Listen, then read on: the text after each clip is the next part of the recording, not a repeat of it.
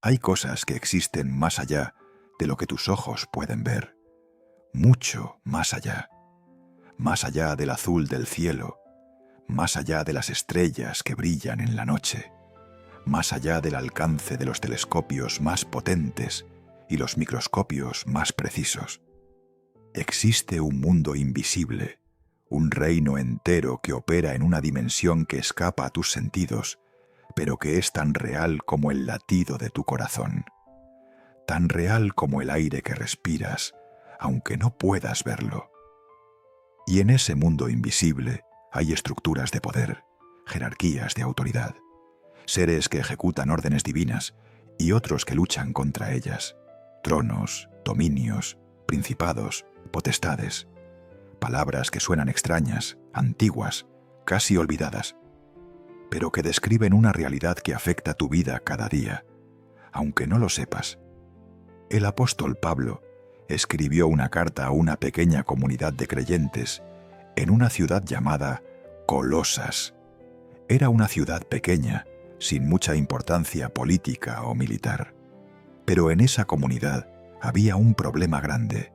Maestros falsos estaban entrando, trayendo ideas extrañas sobre ángeles, sobre poderes invisibles, sobre jerarquías espirituales que supuestamente necesitaban ser adoradas o apaciguadas. Decían que Cristo era importante, sí, pero que no era suficiente, que había otros poderes, otras fuerzas, que merecían atención, respeto, incluso veneración. Y la gente comenzaba a dudar, comenzaba a mirar hacia arriba, hacia lo invisible, con temor y confusión. Entonces Pablo tomó su pluma y escribió palabras que cambiarían para siempre la manera en que entendemos el universo. Palabras que rasgarían el velo entre lo visible y lo invisible. Palabras que pondrían todo en su lugar correcto, bajo el único nombre que importa. Colosenses 1, versículo 16. Escucha esto con atención, porque es una de las declaraciones más poderosas jamás escritas. Porque en él fueron creadas todas las cosas, las que hay en los cielos y las que hay en la tierra, visibles e invisibles. Sean tronos, sean dominios, sean principados, sean potestades. Todo fue creado por medio de él y para él. Todo, absolutamente todo. Lo que puedes ver y lo que no puedes ver. Lo que conoces y lo que ignoras. Lo que está en la tierra y lo que habita en las dimensiones celestiales. Todo fue creado en Cristo, por Cristo y para Cristo. Si en este momento te sientes intrigado, si algo dentro de ti quiere saber más sobre estas verdades que han estado ocultas en las sombras de lo invisible, te invito a que te suscribas a Descubre la Fe, porque vamos a explorar juntos este territorio sagrado, este misterio que la Biblia revela, pero que pocos se atreven a examinar de cerca. Activa la campanita de notificaciones para no perderte ninguno de los capítulos de esta serie, porque lo que estás a punto de descubrir cambiará tu manera de ver la realidad. Regresemos al versículo. Visibles e invisibles. Pablo no está siendo poético aquí. No está usando metáforas floridas para sonar místico. Está haciendo una declaración teológica, una afirmación sobre la naturaleza de la realidad que es absolutamente literal. Existe un mundo visible, el que tocas, el que mides, el que fotografías. Y existe un mundo invisible, el que opera en frecuencias espirituales, el que se mueve en dimensiones que tus ojos físicos no pueden captar. Y Cristo los creó a ambos. Piensa en esto por un momento. Cuando miras a tu alrededor, ves edificios, árboles, personas, nubes. Ves la creación visible, pero por cada cosa visible existe una estructura invisible que la sostiene.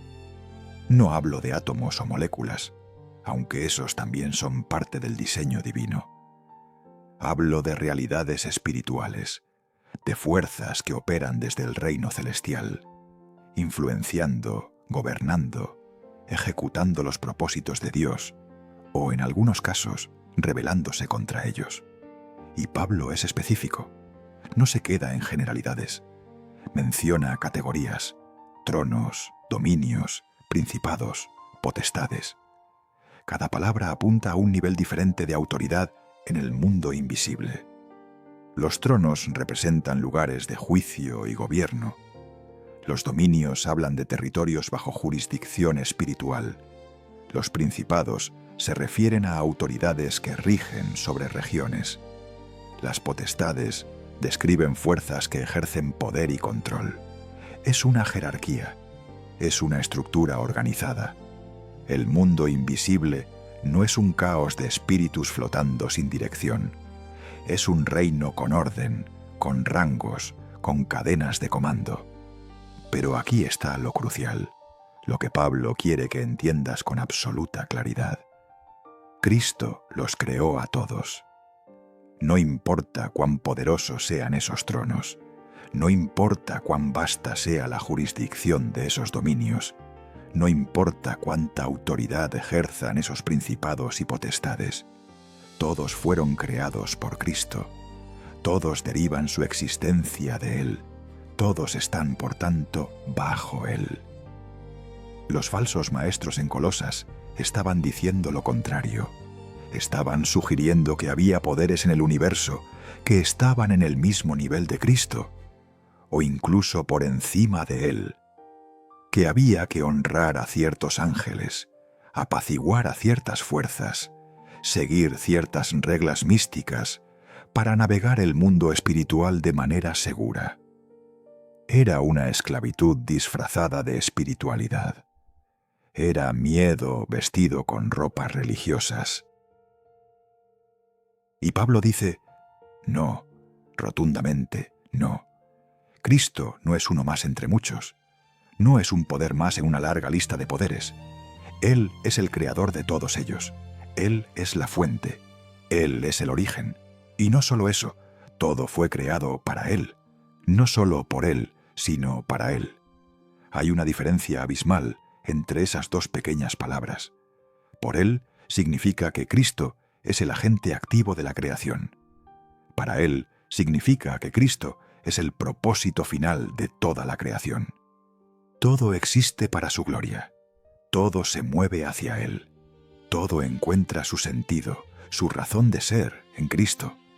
Imagina un edificio enorme, un rascacielos de cristal y acero que se eleva hacia las nubes. Puedes ver las oficinas iluminadas, las personas moviéndose dentro, los ascensores subiendo y bajando. Pero lo que no ves son los cimientos. No ves las vigas de acero que sostienen todo el peso. No ves los cables eléctricos que llevan energía a cada piso. No ves los sistemas de ventilación, las tuberías de agua, los circuitos de seguridad. Están ahí, invisibles pero esenciales. Sin ellos, el edificio no podría existir ni por un segundo. Así es con la creación. Lo visible es espectacular, sí. Las montañas, los océanos, los atardeceres, las galaxias. Pero detrás de todo lo visible, sosteniéndolo, operándolo, hay una red de realidades invisibles. Y en el centro de esa red, en el centro de todo lo visible e invisible, está Cristo. Él es la razón por la cual hay orden en lugar de caos. Él es la razón por la cual hay belleza en lugar de vacío. Él es la razón por la cual hay propósito en lugar de absurdo. Y cuando Pablo menciona tronos, dominios, principados y potestades, no está inventando categorías. Está usando lenguaje que su audiencia entendía. En el mundo antiguo, estas palabras describían diferentes niveles de gobierno humano, desde los tronos de los reyes hasta los principados de los gobernadores regionales. Pablo toma ese lenguaje y lo aplica al reino espiritual, diciendo, así como hay jerarquías en la tierra, hay jerarquías en el cielo, pero todas están bajo Cristo. Hay una guerra, ¿sabes? Una guerra invisible. Una batalla que se libra en dimensiones que no puedes fotografiar, en territorios que no aparecen en ningún mapa. Algunos de esos tronos, algunos de esos dominios, algunos de esos principados y potestades se rebelaron. Decidieron que no querían servir al Creador. Decidieron que querían ser adorados en lugar de adorar. Y cayeron. Se convirtieron en lo que la Biblia llama huestes espirituales de maldad en las regiones celestes. Pero incluso ellos, incluso en su rebelión, no pueden escapar del hecho de que fueron creados por Cristo. Incluso ellos, en su odio y su orgullo, no pueden negar que existen porque Él habló. Y ese es el punto que Pablo quiere martillar en la mente de los colosenses y en la tuya. No le temas a los poderes invisibles, no te inclines ante ellos, no los busques para obtener favores o protección, porque todos ellos, sin excepción, fueron creados por Cristo y están bajo su autoridad absoluta. No hay ningún trono más alto que el suyo. No hay ningún dominio más amplio que el suyo. No hay ningún principado más poderoso que él. No hay ninguna potestad que pueda resistir su voluntad. Esto cambia todo. Porque si vives con miedo a lo invisible, si vives pensando que hay fuerzas ahí afuera que pueden arruinar tu vida sin que puedas hacer nada al respecto, si vives sintiendo que estás a merced de poderes oscuros que operan en las sombras, entonces este versículo es para ti. Cristo creó todo lo invisible. Cristo gobierna sobre todo lo invisible. Y si tú estás en Cristo, entonces estás bajo la protección del que tiene toda autoridad en el cielo y en la tierra. No es magia, no es superstición, es teología sólida, verdad bíblica, realidad espiritual. El mundo invisible es real, pero Cristo es más real. Los poderes existen, pero Cristo es más poderoso. Las jerarquías operan, pero Cristo está en la cima absoluta de toda jerarquía. Y aquí está lo hermoso, lo que te debe llenar de asombro. Él te invita a conocerlo, no como una fuerza distante, no como un poder impersonal, sino como un Salvador cercano, como un Señor amoroso. Él, que creó los tronos del cielo, se inclinó para tocar leprosos. Él, que habló y los dominios comenzaron a existir, lloró junto a una tumba. Él, que diseñó las jerarquías angelicales, lavó los pies de pescadores. Él, que sostiene las potestades invisibles en su mano, extendió esas manos en una cruz y dejó que le clavaran clavos por ti. Eso es lo que Pablo quiere que veas. No solo la grandeza cósmica de Cristo, aunque eso es real, sino la grandeza de un amor que trasciende dimensiones, que cruza desde lo invisible a lo visible, desde el trono celestial al pesebre terrenal, desde la gloria eterna al sufrimiento humano. Todo para que puedas conocerlo, todo para que puedas estar con Él, todo para que tu vida, pequeña y frágil en lo visible, encuentre su lugar en lo eterno, en lo invisible, en lo que permanece para siempre. El velo del mundo invisible ha sido rasgado, no para que lo adores, sino para que veas quién está detrás de él. Cristo, siempre Cristo, creador de todo, sustentador de todo, propósito de todo, y tuyo si lo recibes. Hay un lugar en el universo donde la autoridad no es negociable, un lugar donde el poder no se debate, no se vota, no se cuestiona, un lugar donde se sientan aquellos que tienen el derecho absoluto de gobernar, de juzgar, de decidir el destino de naciones y de almas. Ese lugar es un trono. Y cuando Pablo menciona tronos en Colosenses 1:16, no está hablando de muebles decorativos. Está hablando de realidades espirituales donde se ejerce autoridad celestial. Está hablando de asientos de poder que existen más allá del tiempo y del espacio, en dimensiones donde el gobierno de Dios fluye como un río de justicia, limpiando, ordenando, estableciendo lo que es correcto. Los tronos del cielo no son como los tronos de la tierra. Los tronos terrenales han sido ocupados por tiranos y santos, por sabios y locos, por justos e injustos. Los tronos terrenales se manchan con sangre y ambición. Los tronos terrenales caen. Imperios que parecían eternos se desmoronan. Dinastías que prometían durar 1000 años apenas sobreviven una generación. Pero los tronos del cielo son diferentes. Los tronos del cielo son eternos. Los tronos del cielo operan bajo una sola ley, la voluntad del Creador. El profeta Daniel vio algo que cambió su vida para siempre. En medio de una visión que le robó el aliento y le turbó el espíritu, vio tronos siendo colocados. Plural, no un trono, sino tronos. Y luego vio al anciano de días sentándose. Su vestido era blanco como la nieve, resplandeciente, puro, sin mancha. El cabello de su cabeza era como lana limpia, blanco, glorioso. Su trono era llama de fuego, ardiente, consumidor de toda impureza. Y las ruedas del trono, fuego ardiente. Un río de fuego procedía y salía de delante de él. Millares de millares le servían, y millones de millones asistían delante de él.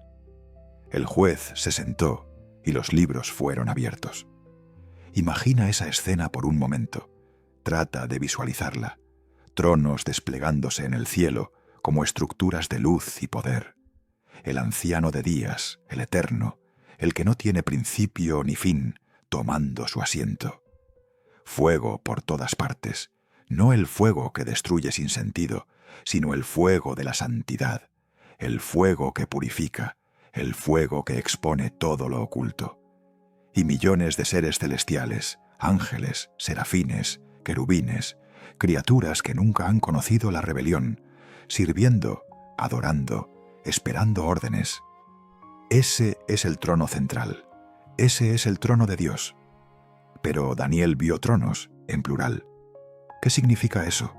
Significa que Dios ha delegado autoridad. Ha establecido estructuras de gobierno en su creación invisible.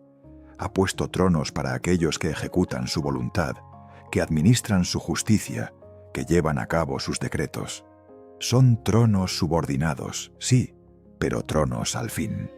Lugares de autoridad real. Y todos ellos fueron creados por Cristo. Juan, el apóstol amado, también vio el trono de Dios.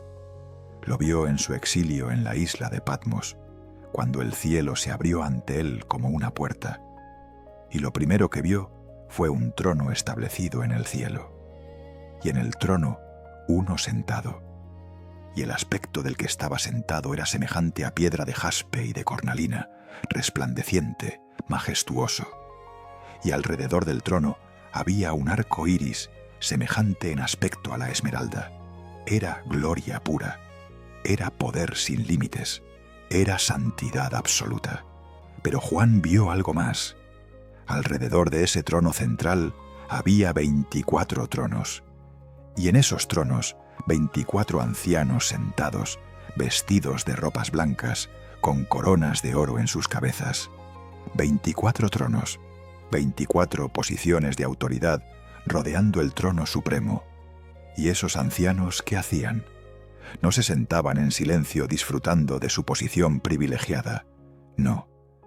Cada vez que los seres vivientes que estaban junto al trono daban gloria y honra y acción de gracias al que estaba sentado en el trono, al que vive por los siglos de los siglos, los 24 ancianos se postraban delante del que estaba sentado en el trono, y adoraban al que vive por los siglos de los siglos, y echaban sus coronas delante del trono.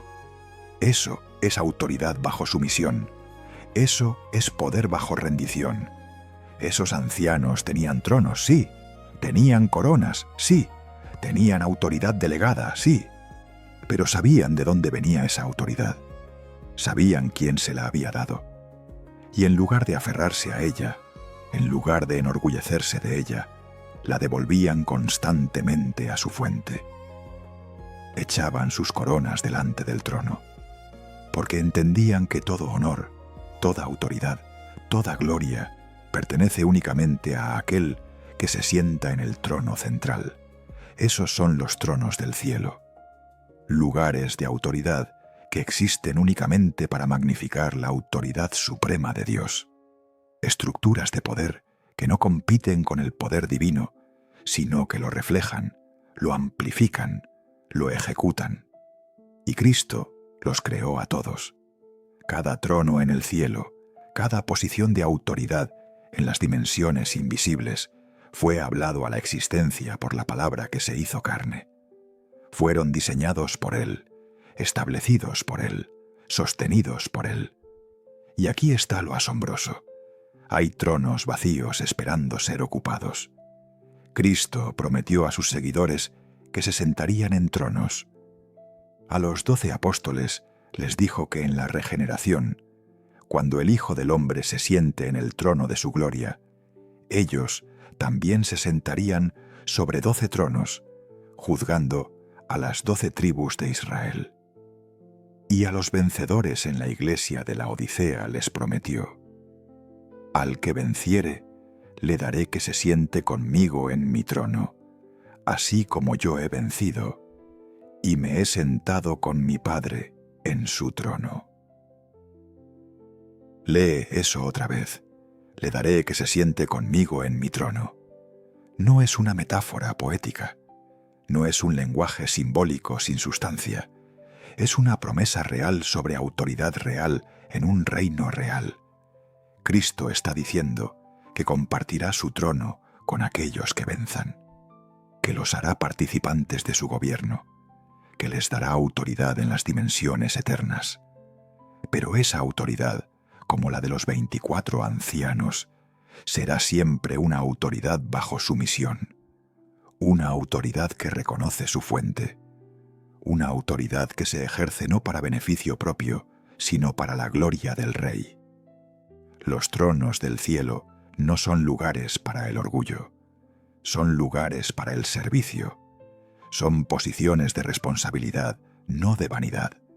Y en contraste hay otros tronos, tronos que fueron creados buenos, pero que fueron corrompidos, tronos ocupados por seres que decidieron usar su autoridad delegada para rebelarse contra quien se la dio. El diablo mismo tuvo un trono. Tenía una posición de autoridad en el gobierno celestial. Lucero, hijo de la mañana, perfecto en todos sus caminos desde el día que fue creado, hasta que se halló en él maldad. Se enalteció su corazón a causa de su hermosura, corrompió su sabiduría a causa de su esplendor, y fue arrojado. Su trono cayó, su autoridad fue revocada. Pero escucha esto, incluso en su rebelión, incluso en su caída, no pudo escapar del hecho de que fue creado por Cristo. Su trono, antes de ser corrompido, fue establecido por Cristo. Y aunque ahora opera como el príncipe de este mundo, como el Dios de este siglo, su tiempo está contado. Porque el que creó su trono tiene el poder de destruirlo, y lo hará. Los tronos del cielo son recordatorios constantes de que el gobierno de Dios es real. No es una idea abstracta, no es un concepto filosófico, es una realidad operativa. Hay orden en el cielo, hay jerarquía, hay autoridad. Y toda esa autoridad fluye desde un solo trono, el trono del Cordero que fue inmolado. Porque resulta que el trono más alto del cielo tiene marcas de clavos. El que se sienta en el trono central, el que gobierna sobre todos los tronos, el que tiene toda autoridad en el cielo y en la tierra, es el mismo que fue crucificado. El león de la tribu de Judá, la raíz de David, ha vencido. Y su victoria no fue con espada y ejércitos, sino con sangre y obediencia. Venció muriendo, triunfó entregándose. Y ahora está sentado en el trono supremo, no a pesar de la cruz, sino debido a la cruz. Esa es la paradoja gloriosa de los tronos del cielo. El poder supremo no se ejerce con violencia, sino con amor. La autoridad máxima no se impone con fuerza, sino que se ofrece con gracia. El Rey de Reyes y Señor de Señores gobierna desde un trono manchado con su propia sangre. Y desde ese trono, desde ese lugar de autoridad ganada a través del sacrificio, Él gobierna con justicia y misericordia. Cuando Pablo dice que todos los tronos fueron creados en Cristo, por Cristo y para Cristo, está diciendo algo revolucionario. Está diciendo que cada estructura de autoridad en el universo, visible o invisible, existe para servir los propósitos de Cristo. Que no hay ningún trono que pueda operar independientemente de Él. Que toda autoridad, en última instancia, responde ante Él. Y eso te incluye a ti. Porque tú vives bajo autoridades, gobiernos, jefes, padres, líderes. Y todas esas autoridades, lo sepan o no, existen bajo el gobierno supremo de Cristo. Operan, incluso sin saberlo, dentro de estructuras que Él estableció. Y cuando esas autoridades se exceden, cuando abusan, cuando se corrompen, están sujetas al juicio del que se sienta en el trono de fuego, porque los libros están abiertos y el juez está sentado. Pero también hay esperanza en esto, porque si Cristo creó los tronos, si Cristo gobierna desde el trono supremo, entonces no estás a merced del caos. No estás viviendo en un universo sin orden. No estás navegando por la vida sin un rey legítimo. Hay un trono, hay autoridad, hay gobierno, y ese gobierno es justo, es sabio, es eterno, y está en las manos del que te amó y se entregó a sí mismo por ti. Los tronos del cielo están ocupados. La autoridad está establecida. El gobierno está en funcionamiento. Y Cristo está en el centro de todo. Más allá de los tronos existen los dominios, territorios espirituales donde se ejerce gobierno, jurisdicciones invisibles bajo autoridad delegada. Cuando Pablo menciona dominios en Colosenses 1:16, está hablando de señoríos, de reinos dentro del reino, de espacios donde ciertos seres tienen el derecho de gobernar, de ordenar, de establecer leyes. Son como provincias en un imperio vasto, cada una con su gobernador, cada una con su estructura, cada una operando bajo la autoridad suprema del emperador celestial, pero con autonomía suficiente para ejercer poder real en su territorio asignado. Y aquí es donde la realidad se vuelve más compleja, más oscura, más peligrosa. Porque no todos los dominios operan bajo lealtad al rey. Algunos se rebelaron. Algunos decidieron que su jurisdicción les pertenecía a ellos, no al que se la había dado. Y establecieron señoríos de tinieblas. Gobiernos espirituales dedicados a oponerse a la voluntad divina, a esclavizar a la humanidad, a mantener a las naciones en ceguera. Daniel, el profeta, experimentó esto de manera directa. Estaba orando. Había estado ayunando durante 3 semanas, buscando respuesta de Dios sobre el futuro de su pueblo. Era una oración seria, profunda, desesperada. Y Dios escuchó. Desde el primer día que Daniel dispuso su corazón a entender y a humillarse delante de Dios, sus palabras fueron oídas. Pero la respuesta no llegó inmediatamente. Y cuando finalmente llegó con una explicación que rasgaría el velo de lo invisible y revelaría una batalla que estaba ocurriendo en dimensiones que Daniel no podía ver. Un ángel apareció ante él, glorioso, resplandeciente, vestido de lino, con un cinto de oro, su cuerpo como de berilo, su rostro parecía un relámpago, sus ojos como antorchas de fuego, sus brazos y sus pies como de bronce bruñido, y el sonido de sus palabras como el estruendo de una multitud. Daniel cayó sobre su rostro sin fuerzas, aterrado por la gloria del mensajero. Pero el ángel lo tocó, lo fortaleció y le explicó por qué había tardado tanto en llegar. Daniel, desde el primer día que dispusiste tu corazón a entender y a humillarte en la presencia de tu Dios, fueron oídas tus palabras, y a causa de tus palabras yo he venido. Mas el príncipe del reino de Persia se me opuso durante 21 días. Pero he aquí Miguel, uno de los principales príncipes, vino para ayudarme, y quedé allí con los reyes de Persia. Lee eso otra vez, despacio. El príncipe del reino de Persia se opuso al ángel de Dios durante 21 días.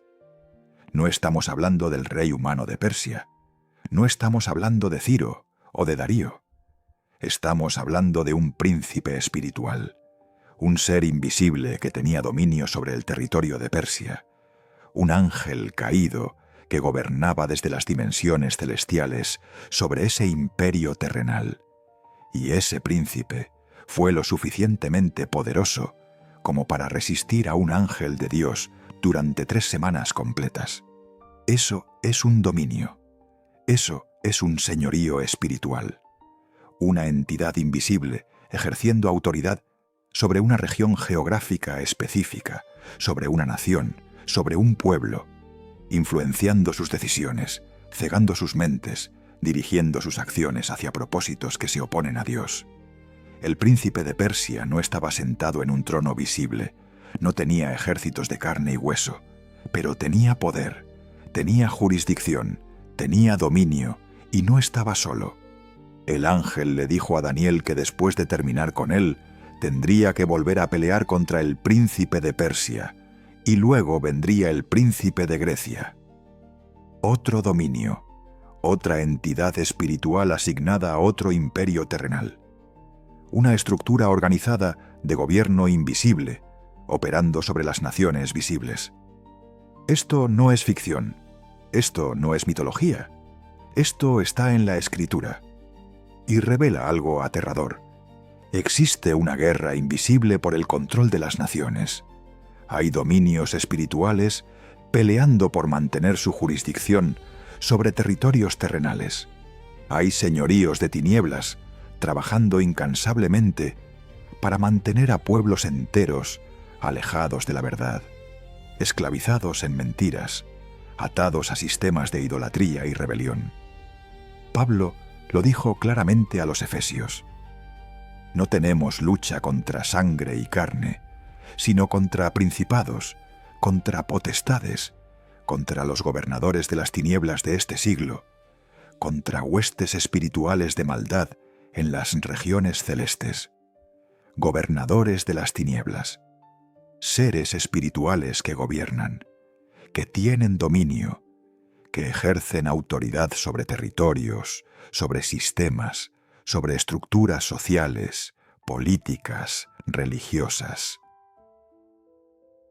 Cuando ves una nación sumida en opresión, en violencia, en idolatría persistente, no estás viendo solo maldad humana, estás viendo el resultado de un dominio espiritual.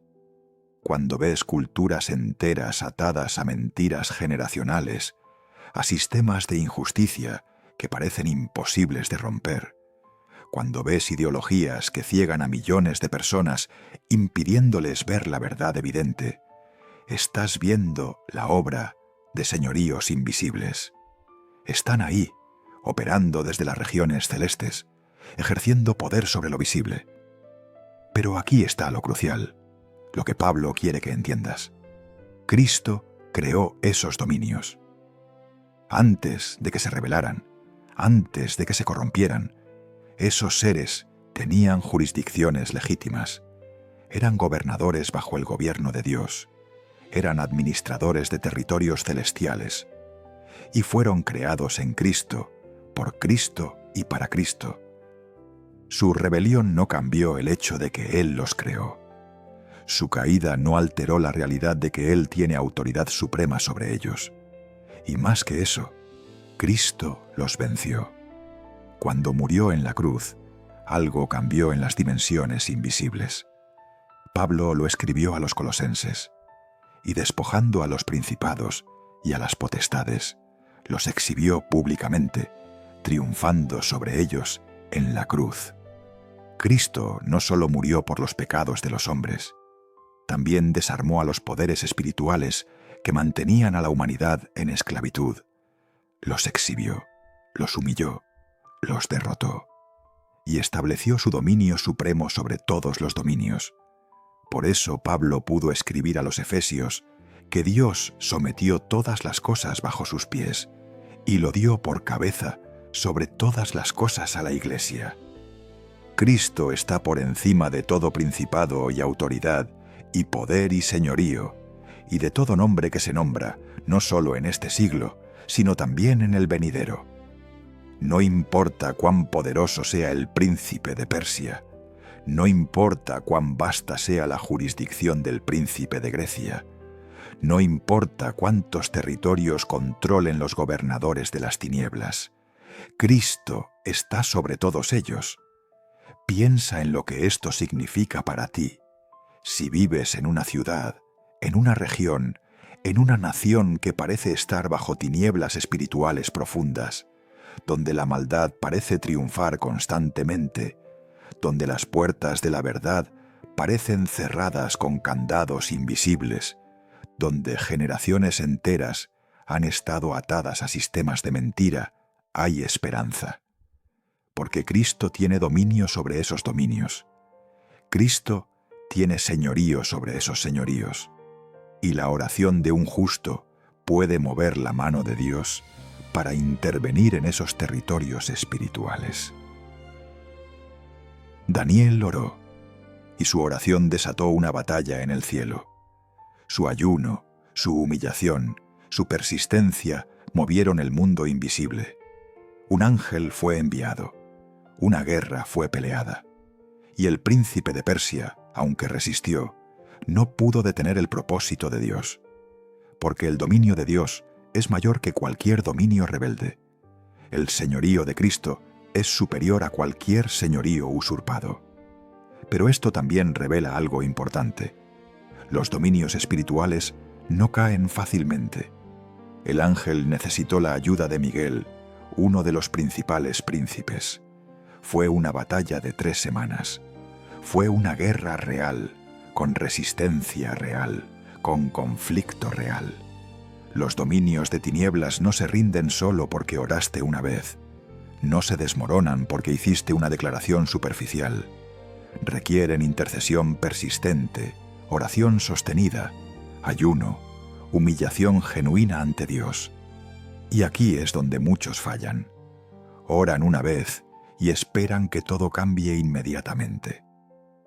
No entienden que están lidiando con estructuras espirituales establecidas, con gobiernos invisibles que han tenido dominio sobre territorios durante siglos, durante milenios. Son fortalezas, son sistemas arraigados. Y desmantelarlos requiere guerra espiritual sostenida, basada no en técnicas humanas, sino en la autoridad de Cristo. Porque los dominios legítimos también existen. No todo en el mundo invisible es rebelde. Hay ángeles que sirven fielmente a Dios, que tienen jurisdicciones asignadas, que operan bajo su autoridad sin cuestionarla. Miguel, el arcángel, es uno de ellos. Tiene un dominio, tiene una jurisdicción. Parece estar asignado específicamente al pueblo de Israel, peleando por ellos en las dimensiones celestiales. Y hay otros, millones de ellos, sirviendo, administrando, gobernando bajo el gobierno supremo de Dios. Y todos ellos, los leales y los rebeldes, fueron creados por Cristo. Todos derivan su existencia de Él. Todos operan, lo sepan o no, dentro de límites que Él estableció. Los dominios rebeldes pueden resistir, sí. Pueden pelear, sí. Pueden ejercer poder temporal, sí. Pero su tiempo está contado, porque el Señor de todos los señoríos ya decretó su fin. Y cuando Él regrese, cuando establezca su reino visible sobre la tierra, todos los dominios usurpados serán destruidos, todo señorío rebelde será desmantelado. y sólo quedará un dominio, el reino eterno de Cristo. Mientras tanto, la batalla continúa. Los dominios de tinieblas siguen operando. Los gobernadores invisibles siguen trabajando para mantener a las naciones en ceguera, para mantener a los individuos en esclavitud, para mantener a la humanidad alejada de su Creador. Pero no están solos en el campo de batalla. Hay dominios leales peleando contra ellos. Hay ángeles de Dios resistiéndolos. Y hay algo más poderoso aún. Hay creyentes orando. Hay intercesores llamando a la intervención divina. Hay santos humillándose, ayunando, declarando la autoridad de Cristo sobre territorios espirituales. Y esas oraciones importan, tanto como importó la oración de Daniel, tanto como para desatar batallas en el cielo, tanto como para mover ángeles, tanto como para quebrar dominios. Porque cuando oras en el nombre de Cristo, cuando oras bajo su autoridad, cuando oras alineado con su voluntad, estás invocando al Señor de todos los dominios. Y ante su nombre, ante su autoridad, ante su señorío supremo, todo dominio rebelde tiembla. Todo señorío usurpado se estremece, porque saben que su tiempo es corto y saben que su derrota es inevitable. Los dominios existen, los señoríos operan, pero Cristo los creó a todos y Cristo gobierna sobre todos. Ahora llegamos al nivel más cercano, al campo de batalla que toca tu vida directamente, los principados y las potestades. Pablo los menciona en Colosenses 1:16, pero es en Efesios 6 donde los describe con una claridad que hiela la sangre. No tenemos lucha contra sangre y carne, sino contra principados, contra potestades, contra los gobernadores de las tinieblas de este siglo, contra huestes espirituales de maldad en las regiones celestes. Léelo otra vez, despacio. No tenemos lucha contra sangre y carne. Tu verdadero enemigo no es esa persona que te hirió, no es ese familiar que te traicionó, no es ese jefe que te oprime, no es ese vecino que te odia. Ellos pueden ser instrumentos, sí, pueden estar siendo usados, sí, pero no son el enemigo. Son carne y sangre, como tú. El enemigo real opera desde otra dimensión. Se oculta detrás de los conflictos visibles. Manipula, susurra, empuja, ciega. Y tiene nombre: principados y potestades. Los principados son autoridades espirituales de alto rango. Son como generales en un ejército. Tienen territorios asignados, estrategias planificadas, recursos desplegados. Coordinan ataques masivos sobre regiones, sobre naciones, sobre grupos enteros de personas. Las potestades son fuerzas ejecutoras. Son como oficiales que llevan a cabo las órdenes de los principados. Ejercen poder directo, influencia concreta, control específico sobre situaciones, sobre circunstancias, sobre mentes. Y todos ellos son gobernadores de las tinieblas de este siglo. Gobiernan, tienen autoridad, ejercen dominio sobre sistemas de pensamiento, sobre estructuras sociales, sobre patrones culturales, sobre fortalezas mentales. Mantienen a millones de personas en oscuridad. Ciegan sus mentes para que no vean la luz del Evangelio de la gloria de Cristo. Construyen fortalezas de mentira en las culturas, en las familias, en los individuos, y trabajan incansablemente para mantener esas fortalezas en pie. Son huestes espirituales de maldad, ejércitos organizados. No son demonios desorganizados flotando sin propósito. Son fuerzas militares con estructura, con jerarquía, con estrategia, y operan en las regiones celestes, no en un infierno subterráneo distante. Aquí, en las dimensiones espirituales que rodean tu vida. Más cerca de lo que piensas, más activos de lo que imaginas. Y están peleando una guerra por tu mente, por tu corazón, por tu voluntad, por tu destino. No pueden quitarte la salvación si eres de Cristo, pero pueden robarte el gozo, la paz, la efectividad, el propósito. Pueden mantenerte paralizado con miedo, atado con culpa, cegado con mentiras, esclavizado con adicciones. Pueden destruir tu familia, arruinar tu ministerio, abortar tu llamado. Y lo harán si no sabes cómo pelear. Pero hay algo que necesitas entender, algo crucial, algo que lo cambia todo. Cristo ya los venció. Pablo lo escribió en Colosenses 2:15, y despojando a los principados y a las potestades, los exhibió públicamente, triunfando sobre ellos en la cruz. Detente ahí. Esa es una de las declaraciones más poderosas del Nuevo Testamento. Cristo despojó a los principados y a las potestades. La palabra despojar significa quitarles sus armas, desnudarlos de su poder, desmantelar su autoridad. Y no lo hizo en secreto, los exhibió públicamente, los humilló ante todo el universo, los paseó como prisioneros de guerra en su desfile de victoria. Y todo esto lo hizo en la cruz. En el momento en que Cristo murió, algo se rompió en el mundo invisible, algo se desarmó. Las potestades que mantenían a la humanidad en esclavitud perdieron su poder legal. El diablo, que tenía el imperio de la muerte, fue reducido a nada. Los principados que gobernaban a través del temor fueron despojados de su arma principal, porque Cristo pagó el precio del pecado, canceló la deuda, quitó el acta de los decretos que había contra nosotros, clavándola en la cruz.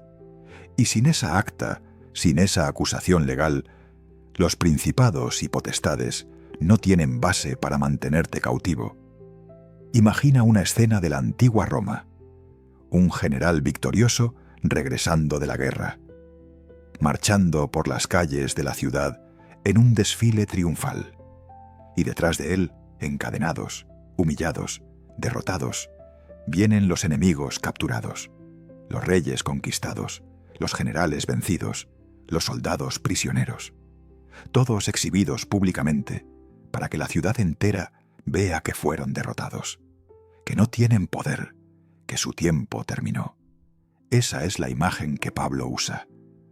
Cristo marchó victorioso desde la cruz, y detrás de él, encadenados y humillados, venían los principados y potestades, derrotados, desarmados, exhibidos como perdedores. Pero ellos siguen peleando, y aquí está la paradoja. Están derrotados, pero no destruidos. Han sido desarmados, pero no aniquilados. Saben que su tiempo es corto. Saben que su final está decretado. Pero mientras tengan tiempo, pelearán con furia desesperada, como un ejército que ha perdido la guerra, pero sigue librando batallas, sabiendo que no pueden ganar, pero decidido a causar el mayor daño posible antes de caer. Por eso Pablo dice: vestíos de toda la armadura de Dios, para que podáis estar firmes contra las asechanzas del diablo. Asechanzas, estratagemas, engaños, trampas. Los principados y potestades no pelean limpio, no se enfrentan a ti cara a cara con honor. Usan mentiras, usan acusaciones, usan tentaciones sutiles, usan circunstancias, usan personas, usan tus propias debilidades contra ti. Son astutos, son pacientes. Esperarán años para encontrar el momento perfecto para atacar. Y no puedes pelear contra ellos con armas humanas. No puedes vencerlos con fuerza de voluntad. No puedes resistirlos con psicología. No puedes derrotarlos con técnicas de autoayuda. Son seres espirituales. Operan en dimensiones que no puedes tocar con manos físicas. Necesitas armas espirituales. Necesitas la armadura de Dios, el cinturón de la verdad. Porque los principados y potestades pelean con mentiras. Te dirán que eres inútil, que Dios te abandonó, que tu pecado es demasiado grande para ser perdonado, que tu situación no tiene esperanza. Y si crees esas mentiras, estás derrotado antes de empezar. La verdad es tu defensa, la verdad de la palabra de Dios, que no cambia según tus sentimientos, que no se debilita cuando las circunstancias se ponen difíciles, que permanece firme cuando todo lo demás se desmorona. La coraza de justicia. Porque los principados y potestades atacan tu identidad. Te recordarán cada error que has cometido. Te acusarán día y noche ante tu propia conciencia. Pero si estás en Cristo, tu justicia no depende de tu desempeño. Estás vestido con la justicia de Cristo, y esa coraza protege tu corazón de las acusaciones del enemigo. El calzado del Evangelio de la paz. Porque los principados y potestades quieren mantenerte paralizado. Quieren que tengas miedo de compartir tu fe, miedo de dar el siguiente paso, miedo de obedecer a Dios. Pero el Evangelio te da firmeza, te da un lugar seguro donde pararte, te da paz en medio de la tormenta, y con ese calzado puedes caminar a través de territorio enemigo sin temer. El escudo de la fe, porque los principados y potestades lanzan dardos de fuego, pensamientos blasfemos, dudas torturantes, tentaciones abrumadoras, acusaciones implacables. Y si no tienes el escudo de la fe, esos dardos te atravesarán, te quemarán, te destruirán. Pero la fe apaga todos los dardos del maligno. La confianza en Dios, firme y sólida, te protege de todo lo que el enemigo pueda lanzar contra ti. El yelmo de la salvación. Porque los principados y potestades atacan tu mente. Tratarán de hacerte dudar de tu salvación, de hacerte cuestionar si realmente eres de Dios, de llenarte de ansiedad sobre tu futuro eterno. Pero el yelmo de la salvación protege tu cabeza. Tu mente está segura porque tu salvación no depende de ti, depende de Cristo, y Él no falla. La espada del Espíritu, que es la palabra de Dios, porque hasta ahora todo ha sido defensa, pero necesitas un arma ofensiva, algo con lo que contraatacar, y esa arma es la palabra. Jesús mismo usó esta espada cuando fue tentado en el desierto. Cada vez que el diablo lo atacaba, Jesús respondía: escrito está. No con argumentos, no con razonamientos, con la palabra, y el diablo huía. La palabra de Dios es viva y eficaz, más cortante que toda espada de dos filos. Penetra hasta partir el alma y el espíritu, y es tu arma para destruir fortalezas, para derribar argumentos, para hacer cautivo todo pensamiento a la obediencia de Cristo. Y por encima de todo, orando en todo tiempo. Porque la armadura es poderosa, sí, pero sin oración estás peleando solo. La oración conecta tu batalla con la fuente de todo poder. La oración invoca la intervención directa de Dios en tu situación. La oración mueve el cielo a tu favor. La oración desata ángeles. La oración ata demonios. La oración cambia atmósferas espirituales. La oración destruye fortalezas que han estado en pie durante generaciones. Los principados y potestades son reales, son poderosos, son peligrosos, pero están bajo Cristo. Fueron creados por Él, fueron derrotados por Él.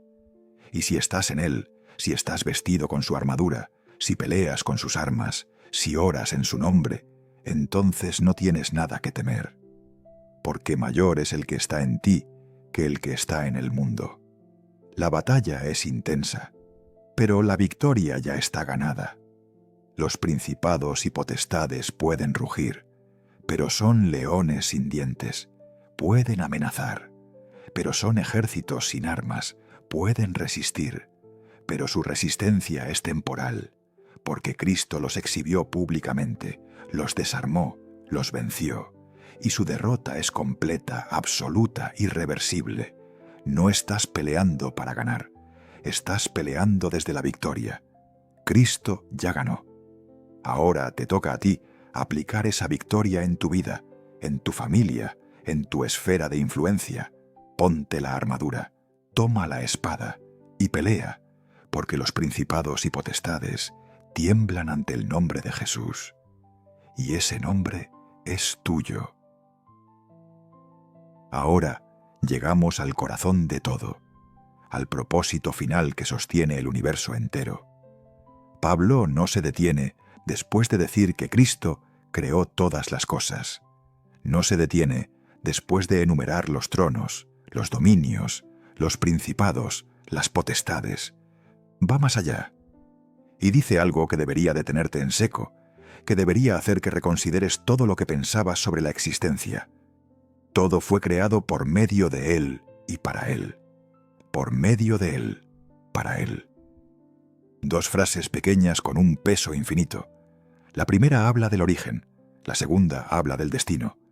Cristo es el principio de todas las cosas, y Cristo es el fin de todas las cosas. Todo comenzó en Él, y todo termina en Él. Todo existe debido a Él, y todo existe con un solo propósito.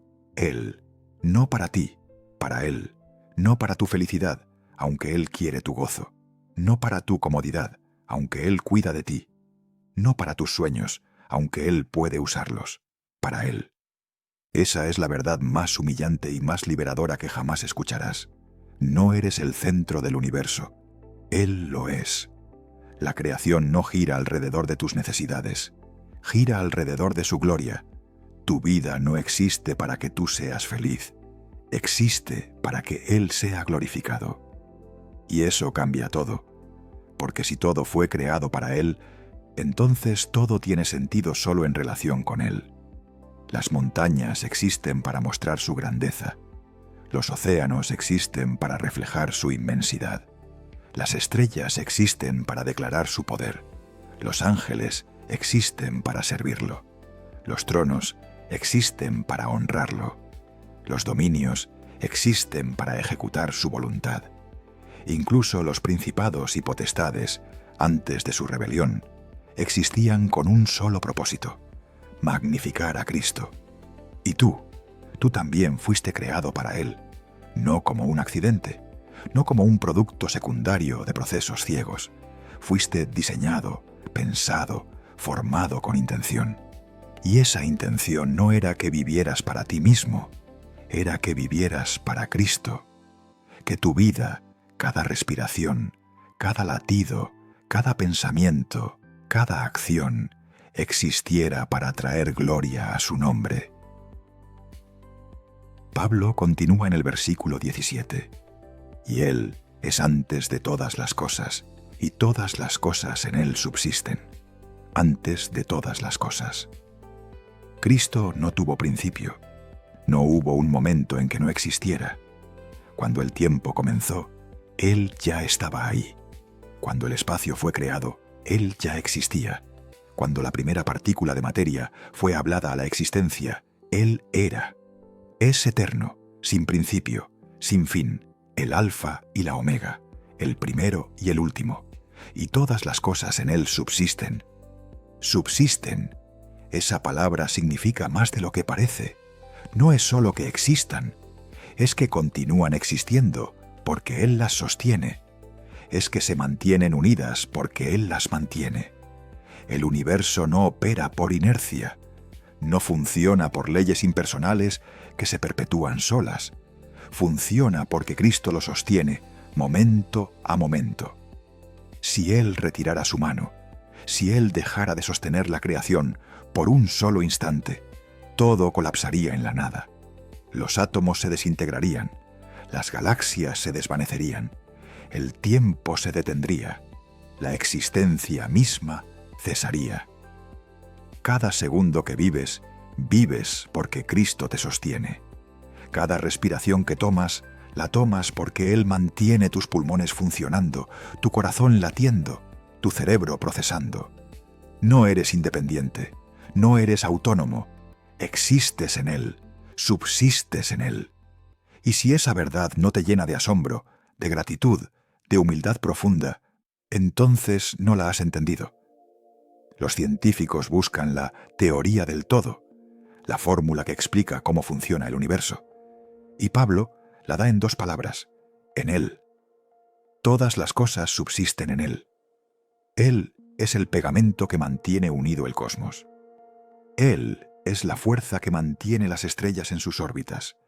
Él es la ley que gobierna las partículas subatómicas. Él es el orden que evita que todo caiga en el caos. En Él, todo subsiste. Y si todo fue creado para Él, si todo subsiste en Él, entonces todo debe ser evaluado en referencia a Él. Tu matrimonio existe para glorificarlo. Tu trabajo existe para honrarlo. Tu familia existe para reflejarlo. Tus talentos existen para servirlo. Tu dinero existe para usarse en su reino. Tu tiempo existe para invertirse en sus propósitos. Nada en tu vida es neutral. Nada existe solo para ti. Todo, absolutamente todo, existe para Él. Eso suena restrictivo, suena limitante, pero es lo opuesto. Es la libertad más grande que jamás conocerás. Porque cuando vives para ti mismo, tu vida se vuelve pequeña. Tus preocupaciones se encogen al tamaño de tu ego. Tus ambiciones no van más allá de tu comodidad. Tus sueños no alcanzan más alto que tu propio placer. Es una existencia diminuta, sofocante, sin sentido. Pero cuando vives para Cristo, tu vida se expande. Se conecta con propósitos eternos. Se entrelaza con planes que trascienden tu existencia breve en este planeta. Cada acción pequeña, hecha para su gloria, resuena en la eternidad. Cada sacrificio, ofrecido en su nombre, tiene peso eterno. Cada momento de obediencia, aunque nadie lo vea, es registrado en el cielo. Porque no estás viviendo para ti, estás viviendo para Él. Y Él es infinito, eterno, todopoderoso. Y cuando tu vida está conectada con Él, cuando tu propósito está alineado con el propósito por el cual todo fue creado, tu vida importa, tiene significado, tiene peso, tiene valor. Pablo lo dice claramente en Romanos 11, 36. Porque de Él, y por Él, y para Él son todas las cosas. A Él sea la gloria por los siglos. Amén. De Él. Todas las cosas proceden de Él como fuente. Por Él. Todas las cosas son hechas a través de Él como agente. Para Él. Todas las cosas existen con Él como meta final. Es un círculo perfecto. Comienza en Cristo. Opera a través de Cristo. Termina en Cristo. Él es el origen, el medio y el destino de absolutamente todo. Y cuando entiendes eso, cuando realmente lo asimilas, cuando dejas que esa verdad penetre hasta lo más profundo de tu ser, algo cambia. La ansiedad pierde su poder. Porque si todas las cosas subsisten en Cristo, entonces tu vida está segura en sus manos. El temor retrocede. Porque si Cristo sostiene el universo, puede sostener tu situación. La inseguridad se desvanece. Porque si fuiste creado para Él, entonces tienes un propósito claro, definido, eterno. No necesitas inventarte un significado. Ya lo tienes. Existes para glorificarlo. Y la pregunta no es si tu vida tiene propósito. La pregunta es si estás viviendo de acuerdo con ese propósito. La pregunta es si estás usando tu existencia para aquello para lo cual fuiste creado. Porque puedes rebelarte contra tu propósito. Puedes vivir como si existieras para ti mismo. Puedes perseguir tus propios sueños, tus propias ambiciones, tus propios placeres. Pero al final estarás viviendo en contradicción con la realidad más fundamental del universo, que todo fue creado para Cristo. Y esa contradicción te destruirá, porque estás peleando contra el orden mismo de la existencia. Estás nadando contra la corriente del propósito divino. Estás intentando darle sentido a tu vida sin conectarla con aquel que es el sentido de todas las cosas. Y no funcionará. No puede funcionar, porque fuiste diseñado para Él. Tu alma tiene la forma de Cristo, y nada más encajará en ese espacio. Agustín de Hipona lo dijo hace siglos: nos hiciste para ti, Señor, y nuestro corazón está inquieto hasta que descanse en ti. Esa inquietud que sientes, esa sensación de que algo falta, de que debería haber más, de que tiene que haber un significado más profundo, no es accidente. Es el eco de tu diseño. Es tu alma reconociendo que fue hecha para algo más grande que tú mismo. Fue hecha para Él. Y aquí está la belleza. Cristo no solo te creó para Él, también murió para traerte de vuelta a Él, porque la humanidad se rebeló. Decidió vivir para sí misma en lugar de para Cristo. Rompió el propósito para el cual fue creada. Y esa ruptura trajo muerte, separación, condenación. Pero Cristo vino. El Creador entró en su creación. El que sostiene todas las cosas se hizo vulnerable. El que es antes de todas las cosas nació como un bebé, y vivió, y murió, y resucitó. Todo para restaurar el propósito original, para traer a la humanidad de vuelta a la razón de su existencia, vivir para la gloria de Dios. Por eso Pablo continúa en Colosenses 1, 19 y 20. Por cuanto agradó al Padre que en Él habitase toda plenitud, y por medio de Él reconciliar consigo todas las cosas, así las que están en la tierra como las que están en los cielos, haciendo la paz mediante la sangre de su cruz. Reconciliar todas las cosas, traer todo de vuelta a su propósito original. Las cosas en la tierra, las cosas en los cielos, todo volviendo al centro. Cristo. Esa es la historia del universo. Todo fue creado en Cristo. Todo se rebeló contra Cristo. Y ahora todo está siendo reconciliado, de vuelta a Cristo. Y un día, cuando el tiempo se cumpla, cuando el plan de Dios alcance su culminación, todo, absolutamente todo, se doblará ante Cristo. Toda rodilla se doblará. Toda lengua confesará que Jesucristo es el Señor, para gloria de Dios Padre. Y el universo entero cumplirá el propósito para el cual fue creado: magnificar a Cristo. La pregunta es: ¿lo harás voluntariamente ahora o forzadamente después? ¿Te rendirás a tu propósito o pelearás contra él hasta el final? Porque ese día viene, y en ese día todo será revelado, todo será puesto en su lugar correcto, y quedará claro para toda la creación que todo fue creado por medio de Cristo y para Cristo. Si quieres seguir descubriendo estas verdades que transforman vidas, te invito a que te suscribas a Descubre la Fe. Activa la campana de notificaciones para no perderte ningún video. Porque necesitamos recordar constantemente quién es Cristo, qué hizo y para qué existimos. En un mundo que te dice que vives para ti mismo, necesitas voces que te recuerden la verdad. Vives para Él. Y esa verdad te liberará, te dará propósito, te llenará de paz y te conectará con la razón por la cual el universo entero existe. Para Él, solo para Él, por los siglos de los siglos. Amén.